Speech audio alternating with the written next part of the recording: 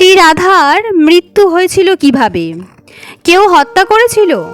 আধ্যাত্মিক মৃত্যু হয়েছিল? কেনই বা শ্রীকৃষ্ণ তার প্রিয় বাঁশি ভেঙে ফেলেছিলেন? কেমন ছিল রাধাকৃষ্ণের শেষ সাক্ষাৎ? প্রেম যে বয়স মানে না, সে তো কৃষ্ণই দেখিয়ে গিয়েছেন।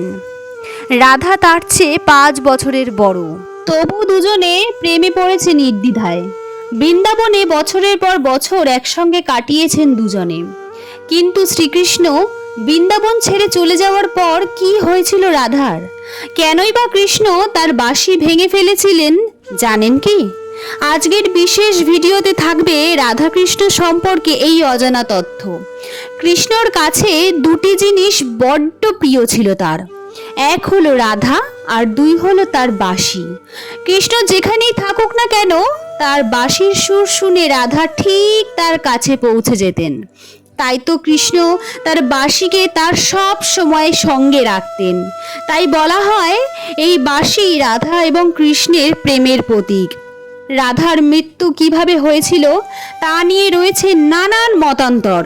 তবে তার মধ্যে সবথেকে গৃহীত যেটি, তা হলো যখন কৃষ্ণের মামা কংস মথুরায় কৃষ্ণকে আমন্ত্রণ জানিয়েছিলেন, তখন বৃন্দাবন ছেড়ে যেতে হয়েছিল কৃষ্ণকে। আর সে ছিল এক বেদনাদায়ক পর্ব, কারণ রাধাকে ছেড়ে মথুরায় চলে যেতে হবে কৃষ্ণের। স্বয়ং রাধা সেটা মেনে নিতে পারেনি এবং গোপীনীরাও মেনে নিতে পারেনি।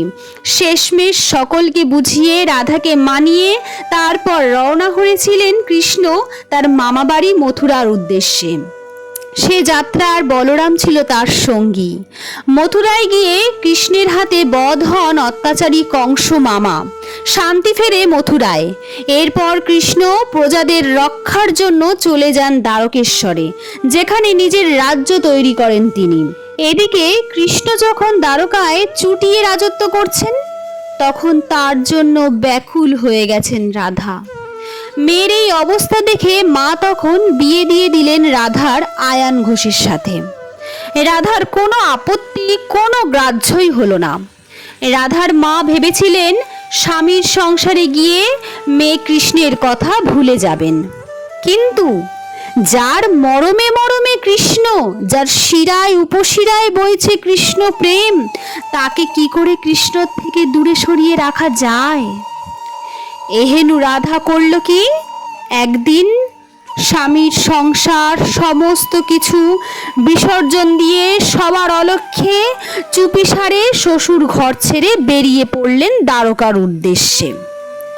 বৃন্দাবন ছেড়ে দ্বারকেশ্বর পৌঁছাতে কত দিন কত রাত পেরিয়ে গেছে তার কোনো হিসেব ছিল না রাধার কাছে। খিদে পিপাসা সমস্ত মাথায় তুলে প্রায় জরা জীর্ণ অবস্থায় অবশেষে হাজির হয় দ্বারকেশ্বর নগরীতে। রাধার শরীর তখন ভেঙে পড়ছে প্রায়। এদিকে রাধা কৃষ্ণের দেখা পেয়ে খুশিতে ভরে ওঠেন।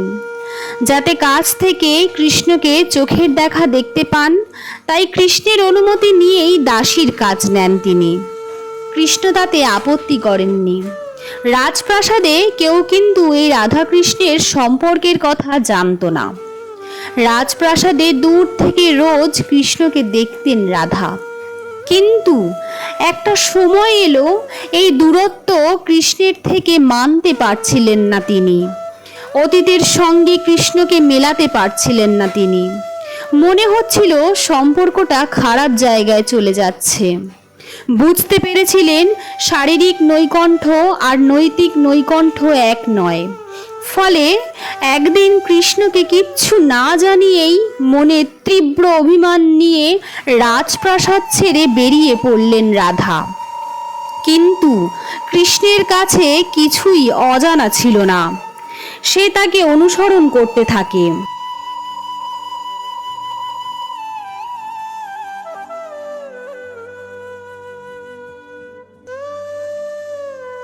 তখন রাধার দুর্বল শরীর ভেঙে পড়ছে, অকাল বার্ধক্য গ্রাস করছে তাকে।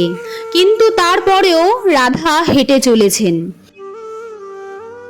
যখনই অবসন্ন হয়ে পড়ছেন, তখনই পরশ পেয়েছেন সেই প্রাণের মানুষটির। কৃষ্ণ তাকে দেখাও দিয়েছেন। তার স্পর্শে চেতনা ফিরে পেয়েছেন রাধা বারবার, এবং কৃষ্ণকে দেখতেও পেয়েছেন। তার মুখের দিকে তাকিয়ে মৃদু হেসেছেন রাধা। রাধার কাছে থেকে জানতে চেয়েছেন সে কি চায়। রাধা মলিন হেসে বলেছেন কিচ্ছু চাই না তার। কিন্তু নাছোড়বান্দা কৃষ্ণ বলে, তুমি তো কোনোদিন কিচ্ছু চাওনি আমার কাছে, তবে আজ কিছু চাও। যে বাঁশি রাধাকে বারবার ব্যাকুল করত বৃন্দাবনে, সেই বাঁশির সুর শেষ যাত্রায় শুনতে চায় সে। সুর তুলল কৃষ্ণ, সেই সুর কৃষ্ণ আগে কোনো দিন বাজায়নি। সেই বাঁশি শুনতে শুনতে নিথর হয়ে এলো রাধার দেহ। প্রিয়তমার আত্মা মিশে গেল কৃষ্ণের শরীরে। তখন সেই প্রিয় বাঁশি ভেঙে ছুঁড়ে ফেলে দিল কৃষ্ণ জঙ্গলে। আর সে বাঁশি কোনো দিন সে বাজাবে না, বাজবে না এই বাঁশি কখনো আর। এইভাবেই ঘটেছিল রাধার মৃত্যু, আর এইভাবেই শেষ সাক্ষাৎ হয়েছিল রাধা এবং কৃষ্ণের। আর এই কারণেই কৃষ্ণ তার প্রিয় বাঁশিটি ভেঙে ফেলেছিলেন। বন্ধুরা, কেমন লাগলো ভিডিওটি অবশ্যই কমেন্ট করে জানাবেন। আর আপনি যদি রাধাকৃষ্ণকে ভালোবেসে থাকেন তবে কমেন্ট বক্সে অবশ্যই লিখবেন রাধে রাধে।